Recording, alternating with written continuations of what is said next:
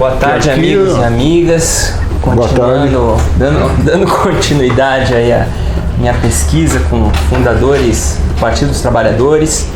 Hoje eu estou com uma personalidade aí que tem uma longa militância, uma longa carreira aí desde o movimento estudantil, é isso, Júlio? É isso dos mesmo. anos 70 e depois uma larga contribuição aí na área sindical, fundação da CUT, enfim. É muita história, mas vamos tentar resumir um pouquinho aí. Pode começar aí contando como é que iniciou sua militância. Bom, E dos anos de chumbo, né?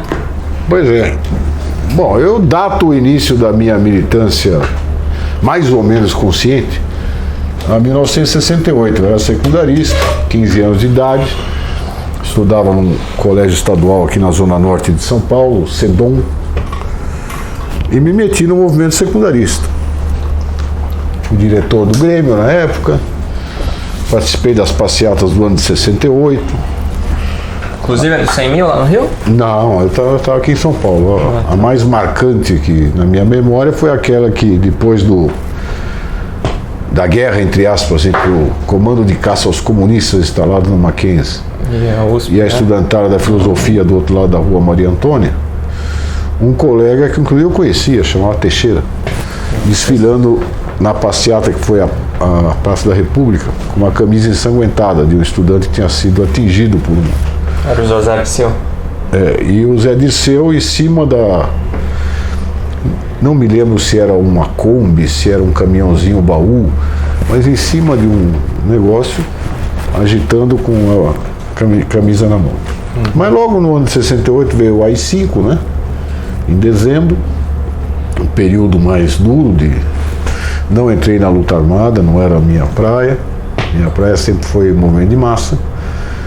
E nos anos eu acompanhava as coisas pelos meios que existiam à época, né? Conversando com amigos, imprensa censurada, volta e meia cartazes na televisão de gente procurada por terrorismo, que era o pessoal adepto da guerrilha urbana, né? Os boatos de Ibiúna, você chegou a conhecer? Acompanhava atentamente. Mas não Me chegou lembro ter comprado na esquina da escola que eu trabalhava a Veja da época, que a capa era Os Presos de Ibiúna. A Veja não era tão reacionária como hoje em dia, era até uma... aparecia como crítica à ditadura militar, à época, né?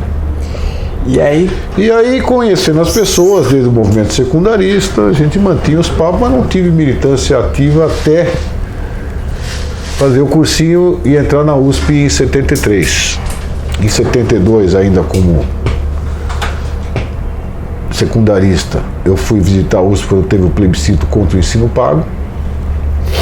Desde aquela época já queriam privatizar, hein? 72, é. O que é luta, né? O ministro da Educação era o Jarbas Passarinho, o coronel Jarbas Passarinho. E tinha o famoso... signatários do 5, né?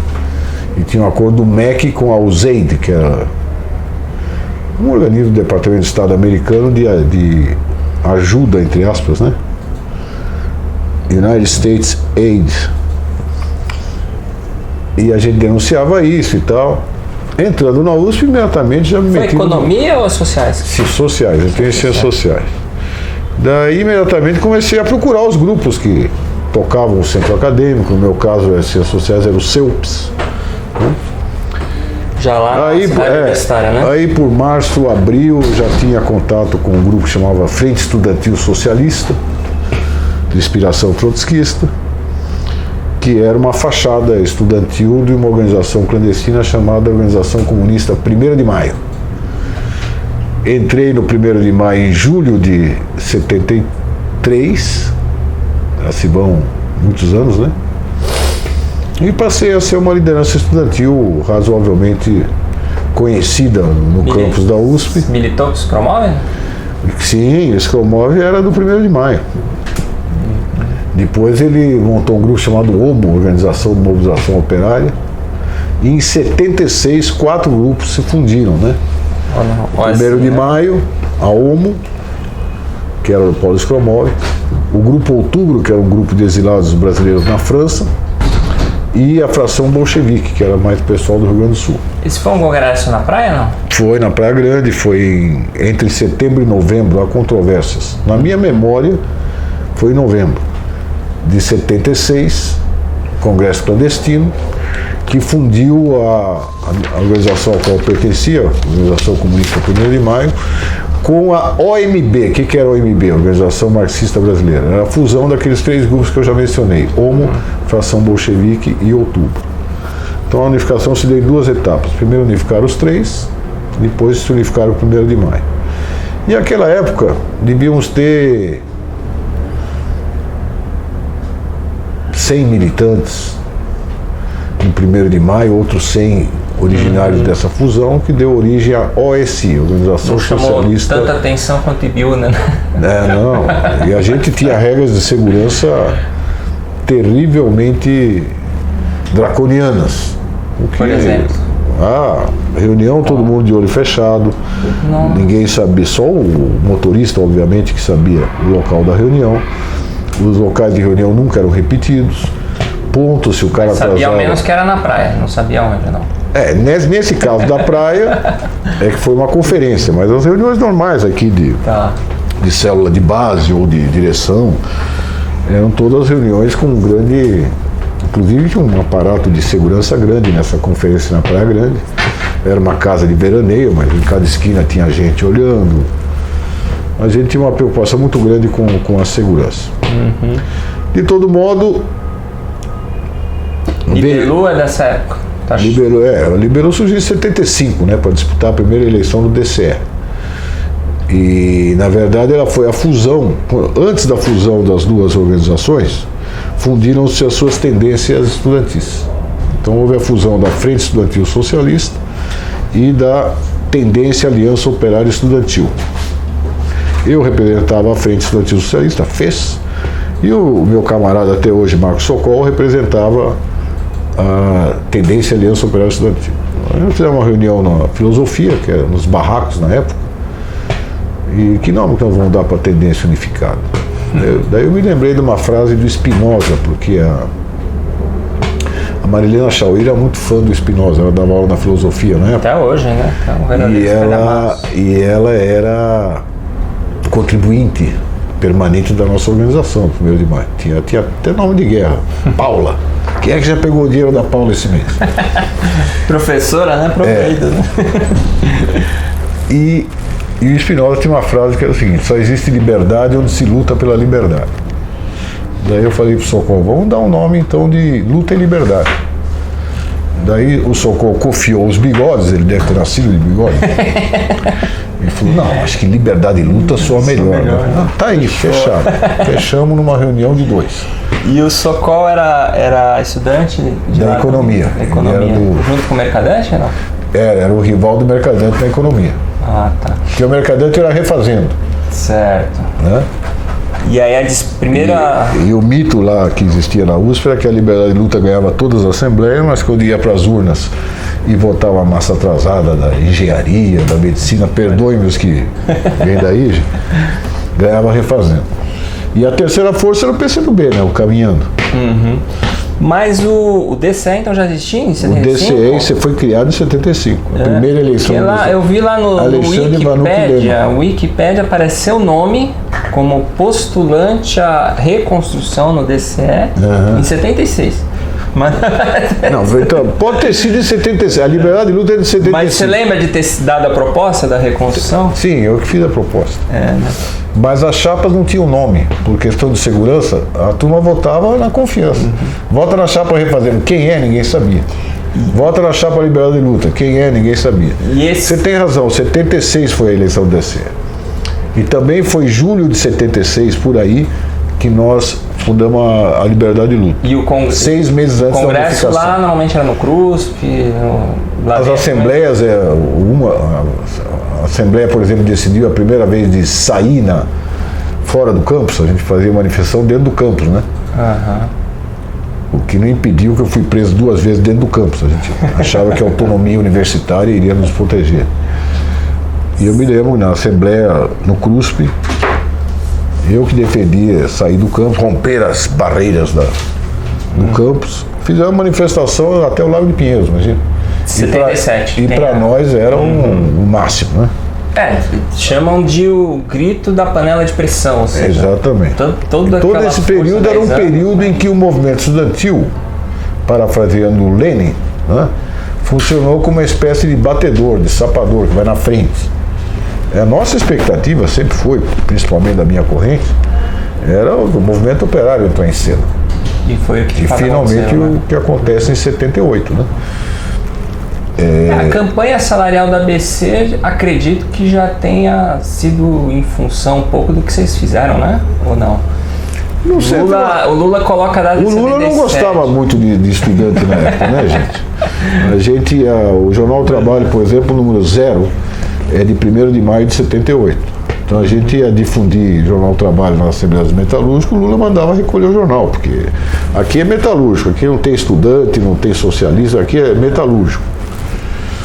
Certo. No começo ele não era politizado, ele era um cara que tinha olfato político, né? Bom, mas famosa... de qualquer maneira, o que interessa para você são as origens do PT, tá? Então essa vertente do movimento estudantil, o movimento estudantil desses anos, digamos, eu tive a sorte de entrar na USP em 73, né? Então logo de cara teve Vanuc Leme, né?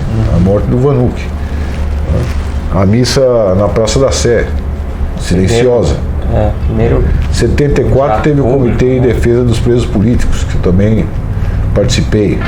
Né? 75 teve a greve da ECA, que virou greve geral de toda a universidade. Missa do Vladimir também. Né? Tem a missa do Vladimir Herzog. E 77 começaram as passeatas estudantis. Então foi um período extremamente mobilizado. E a USP parecia, eu falei uma vez isso na teoria e debate, alguns não gostaram, revista do PT, né? Parecia a aldeia do Asterix, né? Porque ali todo mundo, né, se sentia num certo território de liberdade, todas as forças políticas se expressavam ali na USP, as que existiam, obviamente, jornalzinho para tudo quanto é lado, cineclube, show de música com artistas mais engajados. Acontecia tudo na USP nessa época, né? Então... O Mercadante que foi eleito no DCE? A primeira gestão do DCE foi refazendo. E não me lembro se o Mercadante estava na diretoria, porque a diretoria nomeava depois, votava na chapa e depois nomeava a diretoria. Não me lembro se ele estava, provavelmente estivesse. Né? Ele era uma das principais lideranças, mas tinham outros, tinha a Laís Abramo, né? Tinha a Silvia Lenze, tinha um monte de gente, a Vera Paiva, né? Tinha o Deli, das Ciências Sociais, tinha um monte de gente. E havia uma grande fraternidade, mesmo havendo uma grande rivalidade política, né? Havia uma fraternidade por causa da ditadura, né? O inimigo comum, que era a ditadura. Então, volta e meia era preso 3, 4, 5, 6, 10 ao mesmo tempo, cada um de uma força diferente. Então, isso criou um clima de camaradagem entre trotskistas e stalinistas que é difícil imaginar em outras partes do mundo, né? Aquele vídeo que inclusive foi produzido dessa época, em 77, DCE livre da USP e DCE livre da PUC. Você lembra dessa produção? Ficou mais entre o DCE mesmo? Eu lembro que foi feito, mas eu não me lembro das imagens, dos detalhes. Nunca mais vi esses vídeos. Tá no YouTube. Depois eu vou te mandar legal. pro Zap. Manda o link que eu vou... E é bem bacana porque mostra todos os DCEs lá funcionando com máquina de datilografar. Era tudo máquina. Agora, quem tinha máquina elétrica era considerado magnata. Você lembra da prisão do pessoal da Convergência, que vocês dizem que eles foram numa assembleia do DCE pedir apoio? Sim, isso aí fazia parte do dia a dia. Volta e meia alguém estava preso. Né? Mas aí vocês botaram a marcha em campo, até começou na São Francisco, né? Sim. Até Engabaú. Você lembra daquela viatura que tentou passar por cima de você? O problema é o seguinte, como eu já era sujo, eu já tinha sido detido 2 vezes, 74 e começo de 77. Por razão de segurança, eu ficava monitorando, não ficava na passeata. Ficava numa casa na Marginal Pinheiro, de um amigo da ECA, o Gordon. E veja como é, na época não tinha celular, não tinha WhatsApp, não tinha nada disso. Então a gente ficava ouvindo as notícias na rádio, era a Rádio Eldorado que cobria, que seria a CBN de hoje. Estava ao vivo, né? Estava ouvindo as notícias e dando informações para quem estava na passeata por telefone. Que loucura. Então o pessoal ia para a passeata cheio de ficha, esse negócio de cair a ficha do orelhão no bolso. E de tempos em tempos tinha Nossa, a Liberdade de Luta era assim. Ligava um para a central telefônica, onde estava eu, às vezes o Raimundo Cunha. Mas eu, certamente porque eu era sujo. Então, entendi. Né? Então o Julinho vai ficar na e eu cometi várias cagadas, assim, do tipo, o pessoal vai pra Praça Princesa Isabel, que é o único lugar que tá sem repressão. O pessoal ia pra lá, tinha um puta aparato repressivo, prendia os caras, batia nos caras. Ora, mas o Julinho mandou a gente vir pra cá. Eu falei, pois é, não, pelo rádio. Então a gente tinha um mapa da cidade, do centro de São Paulo, com alfinete, ficava no rádio ouvindo a reportagem do Eldorado, né, e passava as orientações quando alguém ligava de orelhão com ficha. Então, uma dificuldade. No caso da invasão. O pessoal sentou. Sim. Você estava na lista, tudo isso. Eu estava na monitoria lá. Invasão da PUC, Erasmo Dias, 37. Estava lá. E foi a primeira vez que nós falamos abaixo da ditadura. E daí quem falou abaixo da ditadura? Como eu era um bom orador, mas me preservaram. Então vai falar o bicho. O bicho é o Josimar Melo, que virou crítico gastronômico hoje em dia. Né? E o Josimar foi lá, fez a intervenção, terminou com a baixa ditadura, que era uma polêmica no movimento estudantil. Né? Os setores mais moderados, tipo Partidão, PCdoB, diziam, não, isso vai provocar os milicos. A Refazer eu tinha uma linha que a gente chamava de peguista, porque tinha que atacar a política educacional do governo, e não diretamente a ditadura. E nós dizíamos, não, é o contrário, tem que partir do geral para... A política educacional é uma merda porque tem uma ditadura no Brasil, então abaixa a ditadura. E o Erasmo Dias condenou a invasão da PUC aquele dia, né? Daí quando a tropa de choque entraram, o Josimar, que tinha falado, e uma menina da arquitetura, que aliás era muito bonita, não sei onde ela está hoje em dia, Anne Marie, os três saímos correndo pelo fundo da PUC, atravessamos a rua de trás da PUC, pulamos um muro que dava em cima do telhado de uma casa que tinha uma caixa d'água e ficamos agachados atrás da caixa d'água. Amigos que ouviram a história pela metade dizem que nós ficamos dentro da caixa d'água. Ficamos meio molhados, né? Ficamos agachados atrás. De lá a gente via ônibus e ônibus de estudante preso indo lá para o batalhão Tobias de Aguiar na Avenida Tiradentes. Ficaram quanto tempo escondidos, né? Nós ficamos lá umas 2 horas, mais ou menos. Depois descemos, tinha uma vilinha, uma senhora pediu para a gente entrar na casa dela, deu um cafezinho para nós. Vocês são estudantes, né? Vocês estavam escondidos da polícia. Foi muito solidário e saímos. Mas todo mundo foi preso. Minha irmã que tinha acabado de entrar na USP, foi presa. Todo mundo foi preso. Eu, o bicho, o Josimar e a Anne Marie, escapamos pelo fundo. A tentativa de refundar a UNE? Daí teve 2 encontros nacionais de estudantes para refundar a UNE, participei dos 2. Né? Minha última atividade no movimento estudantil foi o encontro da UEE em São Paulo, para eleger delegados para o Congresso de Refundação da UNE em 79, Salvador. Ah, tá. Mas aí você já estava formado ou não? Já tinha se formado? Eu acabei colando o grau com o Cid, porque eu devia umas notas lá de estatística, essas coisas que eu não gostava. Acabei pegando o meu grau em 81. Mas desde começo de 79, eu já tinha saído do movimento estudantil e tinha passado a militar. No sindical? No sindical. Já era professor? Ajudando a organizar a oposição bancária, veja você. Eu nem bancário eu era. Mas como a nossa organização tinha uma forte presença no sindicalismo bancário... O Chiquem, né? O Chiquem nós recrutamos depois. Na época era o Laranjeira, Oswaldo Laranjeira, está na Bahia hoje. E outros, né?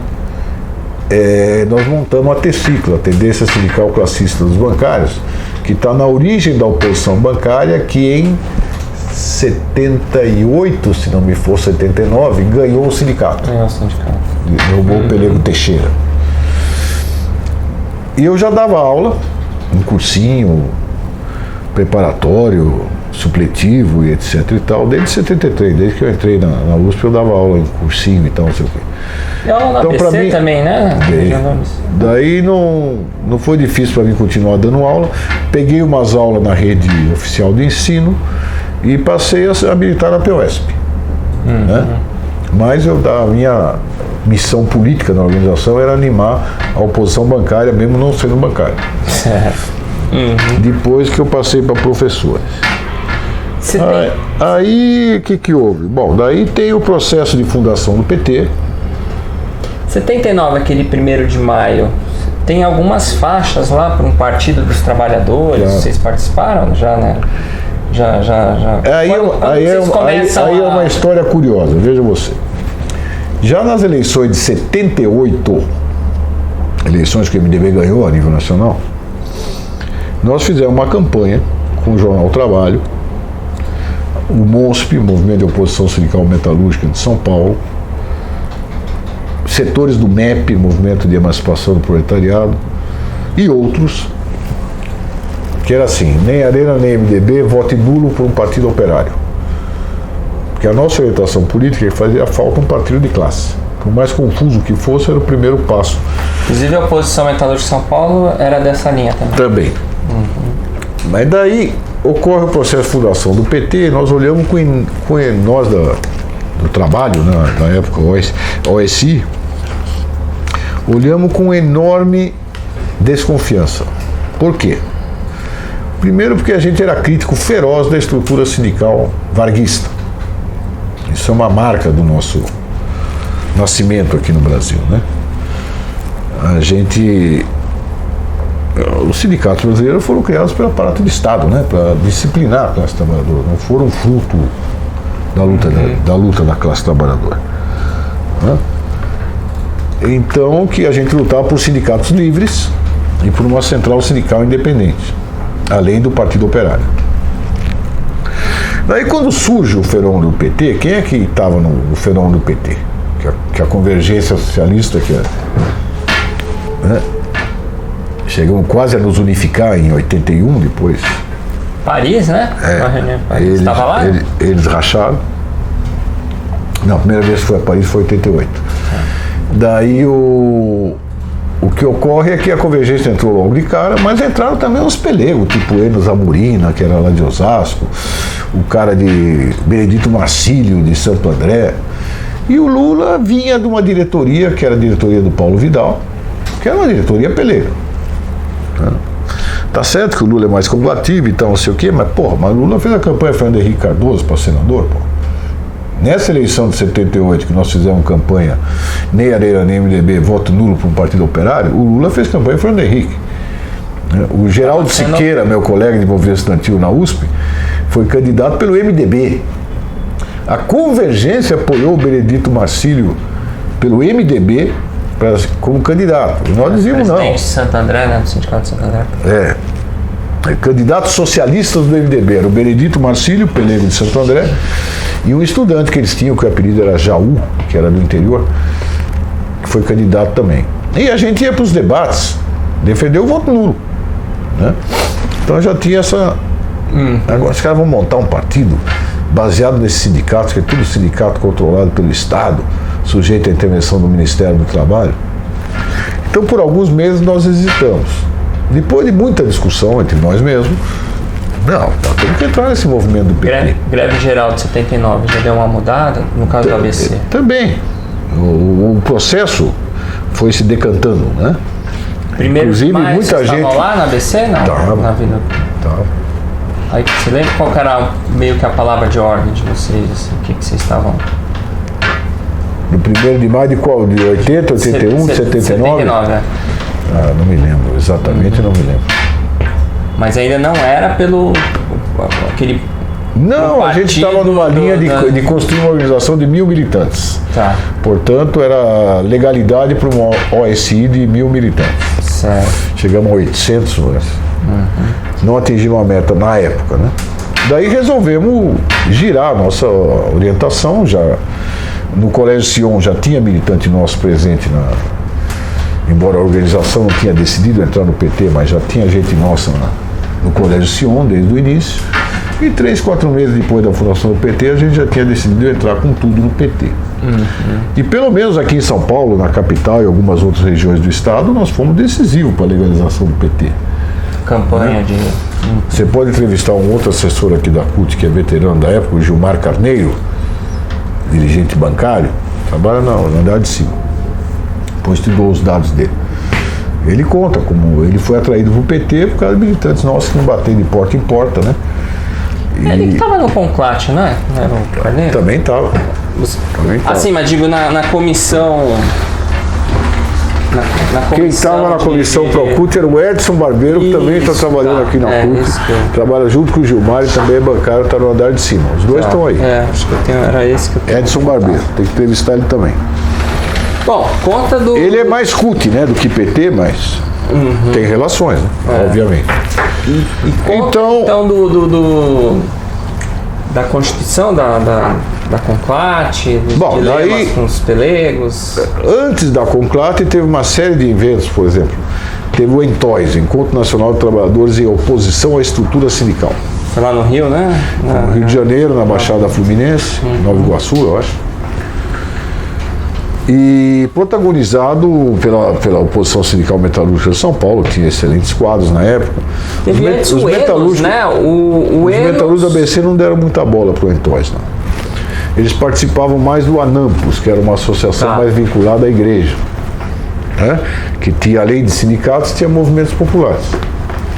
Mas eram, digamos, é o período da pré-história, né? Da CUT, do próprio PT, de certo modo, que era uma articulação de lideranças e tal, né? Para levar a luta contra a ditadura. Aí em 81 tinha tido uma conferência oficial patrocinada pelo governo militar chamada CONCAP, Conferência Nacional das Classes Produtoras. E daí o movimento sindical, todo o movimento sindical, Pelegos, o bloco PC, PCdoB, MR8, que era o bloco junto com os Pelegos, os sindicalistas novos que surgiram na região do ABC, Osasco, Guarulhos e outros, bancários de Porto Alegre e outros, né? Convocamos junto a Conclate da Praia Grande. E na pauta da Conclate da Praia Grande, em 81, estava o quê? Criar uma central única dos trabalhadores, essa era a pauta. Aí foi criada a Comissão Nacional ProCult. Mas a ideia já era sair da Praia Grande com a central, né? Não, a ideia era eleger uma comissão nacional que preparasse um congresso. Então deu tudo certo. Um congresso de fundação. Não deu tudo certo, porque a grande polêmica da Praia Grande, a qual eu participei diretamente, porque né, era quando é que vai ser o Conclate que vai fundar a CUT? Né, o Congresso de Fundação da CUT, portanto. 82 ou 83? Todo o bloco da unidade sindical, MR8, PC, PCdoB e Pelegos, né? Arnaldo lá da Baixada e outro, defendia 83. Com que argumento? 82 é ano eleitoral, nós temos que votar no MDB.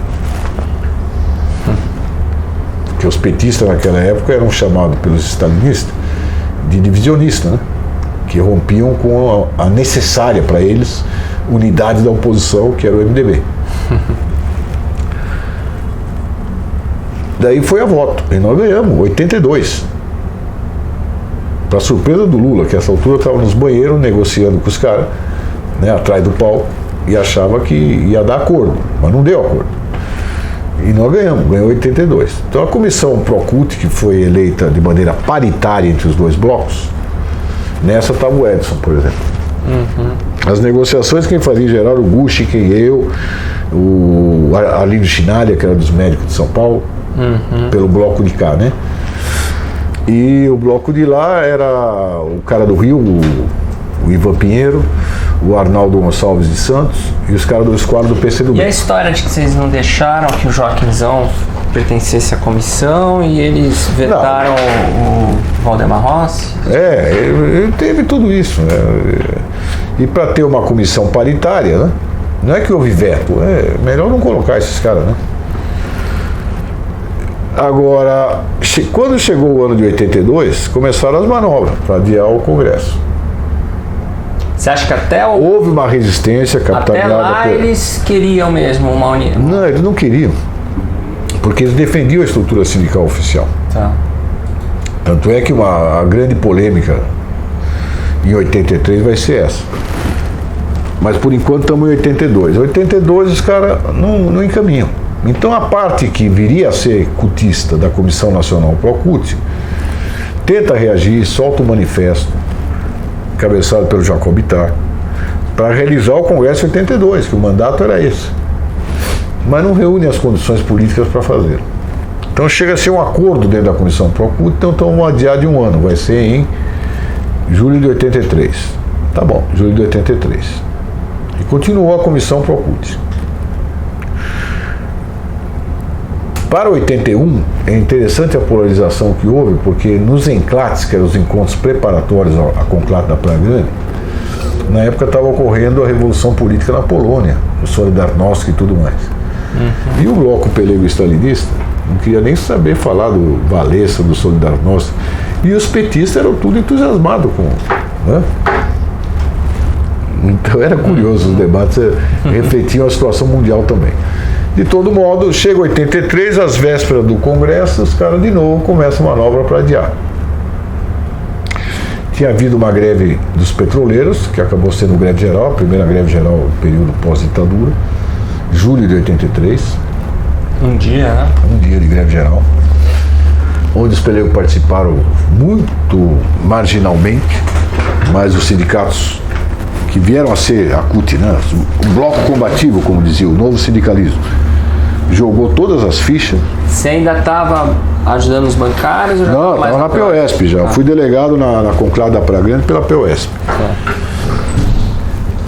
Daí, em 83, eu mudei para ABC, morar em São Bernardo. Decisão política da minha corrente.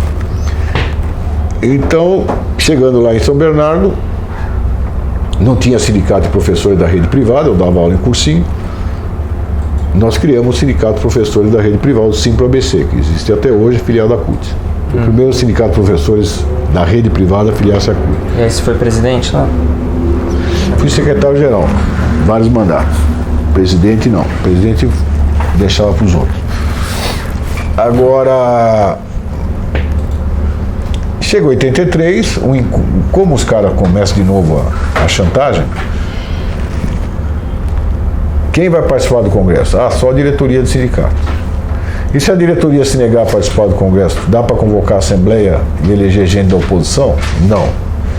E nós defendemos que sim. E não tinha acordo. O tema não foi debatido em Praia Grande? Não tinha tido definição? Não, na Praia Grande não tinha tido definição. A participação das bases era uma questão em aberto. E nós definimos que tinha que ter Assembleia. Se a diretoria não convocasse, um grupo de oposição poderia convocar a Assembleia e eleger delegado proporcionalmente. Não houve acordo, os caras começaram a boicotar, fizemos um encontro nacional de sindicalistas do PT. Aí estava todo mundo, estava Lula, Olívio Dutra, Jacob Ittar, João Molevade, toda a primeira geração que construiu o PT e os mais jovens como eu.